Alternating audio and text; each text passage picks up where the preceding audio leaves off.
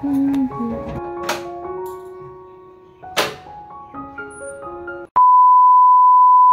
Everyone, good morning. আমি রূপালী। আমার আরও একটা নতুন ব্লগে তোমাদের সকলকে জানাই অনেক অনেক স্বাগত। আশা করি তোমরা সকলে খুব ভালো আছো, আর আমরাও কিন্তু বেশ ভালো আছি। চুলে তো খুব একটা তেল নেওয়া হয় না, তাই আজকে ভাবলাম একটু চুলের মধ্যে তেল নেব। কারণ আজ প্রায় বলতে পারো 1 মাসেরও বেশি হয়ে গেছে চুলে তেল নিই না। আসলে কি জানো তো, ভুলেই যাই। ভাবি হয়তো এই নেব, তবে এই নেব করতে করতে সেটা আমার 1 মাসে পরিণত হয়ে যায়।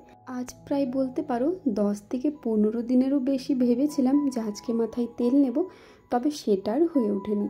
কিন্তু আজকে ঠিক করে রেখেছি, আমার যতই কাজ থাকুক না কেন আজকে যেমন করেই হোক চুলে তেল নিতে হবে। তাই আর কি সকাল সকাল যা কিছু কাজ ছিল সমস্ত করে নিয়েছি, একেবারে স্নান করে চলে এসেছি।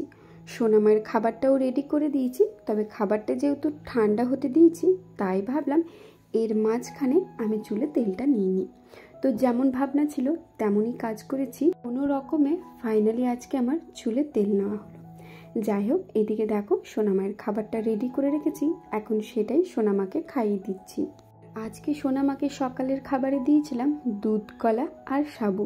আর এখন জানো তো সোনামা একদমই খাবার খেতে চায় না, এত জেদ হয়ে গেছে। তোমরা অনেকেই বলো সোনামাকে বসিয়ে খাবার খাবে, এখন সোনামা কিন্তু বসতে পুরোপুরি শিখে গেছে। তবে ওকে বসিয়ে খাবার খেলে না ও একদমই খেতে চায় না। এই শুয়ে রেখে খাবার খাওয়ালে হয়তো কিছুটাও খেয়ে নেয়, তবে বসে থাকলে তো একদমই খেতে চায় না। যাই হোক, কোনো রকমে সোনামাকে খাবার খাইয়েছি। আর এই যে দেখো মেয়ে এখন বসে পড়েছে। এখন চলো ওকে পরিষ্কার করে দিই। তোমরা সবাই জিজ্ঞেস করছো যে দিদি ভাই সোনামায়ের এরপরে কবে ভ্যাকসিনের ডেট আছে। তো সোনামায়ের লাস্ট ভ্যাকসিন হয়েছে 3.5 মাসে। প্রথম তো সোনামায়ের ভ্যাকসিন শুরু হয়েছিল 45 দিনে, মানে যখন আর কি সোনামায়ের 1.5 মাস বয়স ছিল তখন একটা ভ্যাকসিন ছিল। তারপর 2.5 মাসে একটা ভ্যাকসিন ছিল, তারপরে 3.5 মাসে, আর এরপর আছে সোজা 9 মাসে। সোনামায়ের 9 মাসের ভ্যাকসিনটা জুন মাসে দেওয়া হবে, কারণ মে মাসের 19 তারিখে সোনামায়ের পুরোপুরি 9 মাস কমপ্লিট হয়ে যাচ্ছে। আর জুন মাসের ফার্স্ট উইকে বা সেকেন্ড উইকে সোনামায়ের 9 মাসের ভ্যাকসিনটা আছে। আমাকে ফোন করা হয়েছিল, সেখানে আমাকে জানানো হয়েছিল যে 9 মাসের ভ্যাকসিনটা জুন মাসের ফার্স্ট উইকে হোক বা সেকেন্ড উইকে যেমন নিয়ে যাওয়া হয়। যাই হোক, যখনই যাব অবশ্যই তোমাদের সাথে শেয়ার করব। তো কটা ভ্যাকসিন দেবে তোমরা ভিডিওটা দেখো, তাহলেই জানতে পারবে। তো আজকে ছিল অমাবস্যা পুজো। তো আমার শাশুড়িমা দেখো সোনামাকে নিয়ে গেল কালী মন্দিরে পুজো দিতে। সোনামাকে যখন মন্দিরে নিয়ে গিয়েছিল ওই সময়টাতে আমি কিন্তু সকালের খাবারটা খেয়ে নিয়েছি, আর বাড়িতে টুকিটাকি কাজ ছিল যেগুলো করে নিয়েছিলাম। আর শাশুড়িমা যেহেতু আজকে মুড়ি খাবে না, যতক্ষণ না পুজো হয় ততক্ষণ পর্যন্ত সেরকম কিছু খায় না, তাই ভাবলাম মায়ের জন্য 1 গ্লাস ছাতুর শরবত করে দিই। কারণ এই ছাতুর শরবতটা খেলে পেটটাও কিন্তু অনেকক্ষণ ভার থাকবে। তো এদিকে দেখো শাশুড়িমার জন্য 4 চামচ ছাতু নিয়ে নিয়েছিলাম, আর 1 গ্লাস ঠান্ডা ফ্রিজের জল, তার মধ্যে 2 চামচ চিনি দিয়েছিলাম, একটা পাতিলেবুর রস দিয়েছিলাম। এখন ভালো করে চলো, শরবতটা তো হয়ে গেছে, এখন মাকে দিয়ে আসি। কারণ এখন ঘড়ির কাঁটায় প্রায় 11টার কাছাকাছি কিন্তু বেজে গেছে, আর পুজো শেষ হবে সেই 12টার পর। তাই ভাবলাম যাই মায়ের জন্য 1 গ্লাস শরবত করে এখন মাকে দিয়ে দিই। এই যে এখন আমি মায়ের কাছে চলে এসেছি, মাকে 1 গ্লাস শরবত হাতে ধরে দিয়েছি। আর তারপরে সোজা চলে এসেছি রান্নাঘরে, কারণ এখন আমার শাশুড়িমা গেছে মন্দিরে পুজোটা আনতে। তো এই যে ইঁচড়টা আমি কেটে রেখেছিলাম, তো ইঁচড় আর আলুতে ভালো করে নুন আর হলুদ জল দিয়ে 4-5টার মতো সিটি দিয়ে দেবো। তারপরে ইঁচড় রান্নাটা কিন্তু আমার শাশুড়িমা করবে। তবে ভাবলাম মা যখন এই সময় গেছে তাহলে আমি জোগাড় যন্ত্রটা করে দিই, তাহলে এসে পরে মায়ের রান্নাটা করতে সুবিধা হবে। আর এখন যেহেতু সোনামাকে সাথে করে নিয়ে গেছে তাই কাজগুলো করতেও আমার কিন্তু সেভাবে কোনো অসুবিধা হয়নি। এই যে একটু আদা টমেটো নিয়ে নিয়েছি, এখন আদা টমেটোটা ভালো করে গ্রেট করে নিয়েছি। প্রথমে কিন্তু নিরামিষে রান্না করা হয়েছে, শাশুড়িমার জন্য একটু তুলে নেব, আর তারপর আমাদের আমিষে রান্না হবে। প্রথমে ভেবেছিলাম আজকে রান্নাটা শাশুড়িমাই করবে, তবে যেহেতু মায়ের আসতে দেরি হচ্ছিল তাই ভাবলাম আমিই করে নিই। কত আর বসে থাকবো, কারণ ঘড়ির কাঁটা তো বেড়েই যাচ্ছে।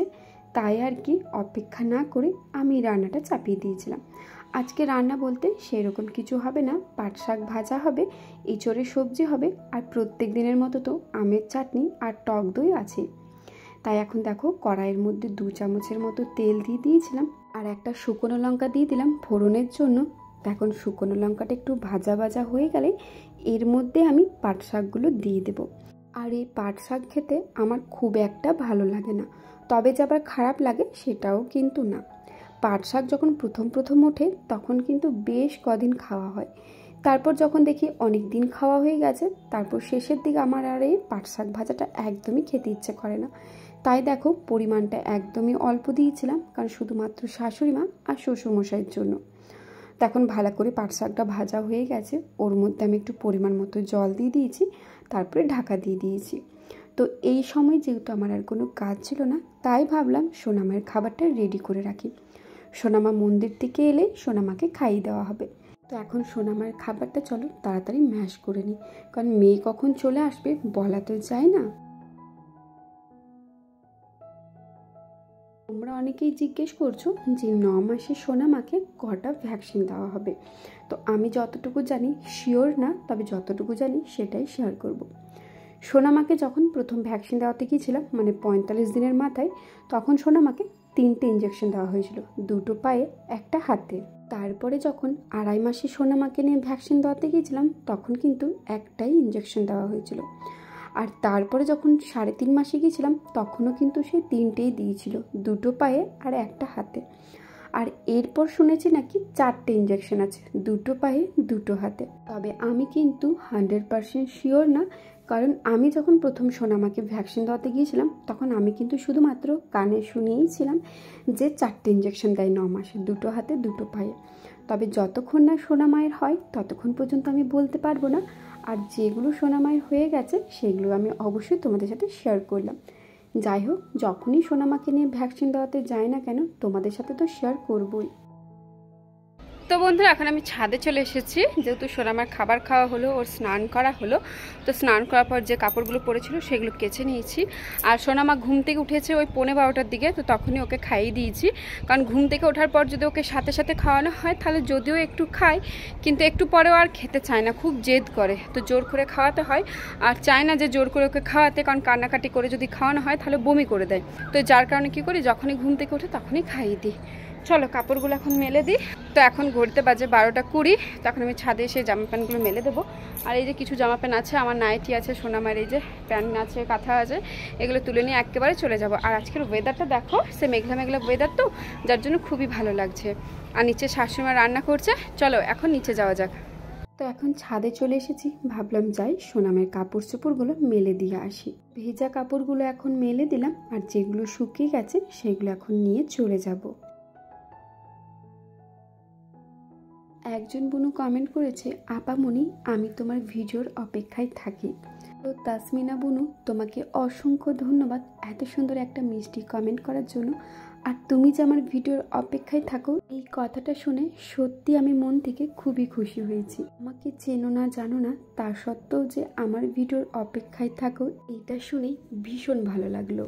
আরেকজন মধুমিতা বলে বুনু কমেন্ট করেছে, তোমার ভিডিওগুলো খুব সুন্দর দিদি, আমি তোমার সব ভিডিও দেখি। সত্যি বলতে কি বলতো, আমি নিজেও জানি না যে আমার এইভাবে সারাদিনের কাটানো ছোট ছোট মুহূর্তগুলো তোমাদের দেখতে এতটা ভালো লাগবে। আমার এই সংসার জীবন দেখতে যে তোমাদের এতটা ভালো লাগবে, এটা আমি কখনোই আশা করিনি।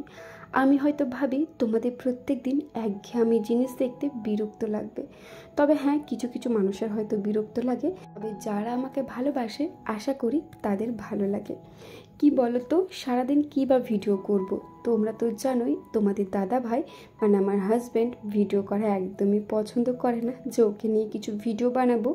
আর তাছাড়া কাকেই বা দেখাবো। আমার শ্বশুরমশাইও ভিডিওর মধ্যে আসতে কমফোর্টেবল ফিল করে না, তাই শ্বশুরমশাইকেও ভিডিওতে নিই না।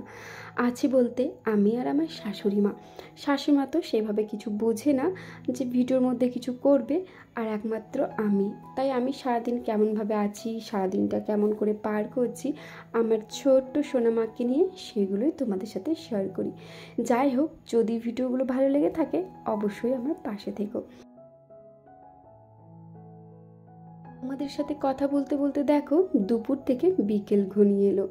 এর মধ্যে আমি আর কিছু ভিডিও ক্যাপচার করিনি, কারণ সোনা মাকে খাইয়ে দাইয়ে একেবারে ঘুম পাড়িয়ে দিয়েছিলাম। আর এর মাঝে আমাদেরও কিন্তু খাওয়া দাওয়া হয়ে গেছে। আমার আর ঘুমটা হয়নি, কারণ সোনা মা তো ঘুমিয়েছে অনেক দেরিতে, তারপরে আমার আর ঘুমটা হলো না, তাই ঘুম হয়নি। কি করব, ওইভাবেই দুপুরটা কোনো রকমে পার করলাম। আর এখন ঘড়ির কাঁটে বেজে গেছে বিকেল 5টা। তো এখন ভাবলাম যাই ছাদে গিয়ে দরজা জানলাগুলো খুলে দিই, কারণ এই ওপরের রুমগুলো এতটাই গরম, একদমই আসা যায় না। তাই ভাবলাম ছাদে গিয়ে আগে দরজাগুলো খুলে তারপরে জানালাগুলো খুলে দিই, তাহলে কি হবে, একটু হাওয়া বাতাস ঢুকবে।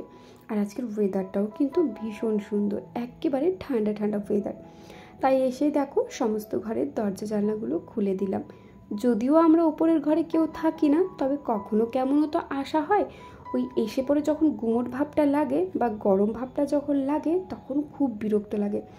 তখন আর মনে হয় না যে 5 মিনিটও ছাদে একটু বসি। যাই হোক, সমস্ত দরজা জানলাগুলো খোলা হয়ে গেছে।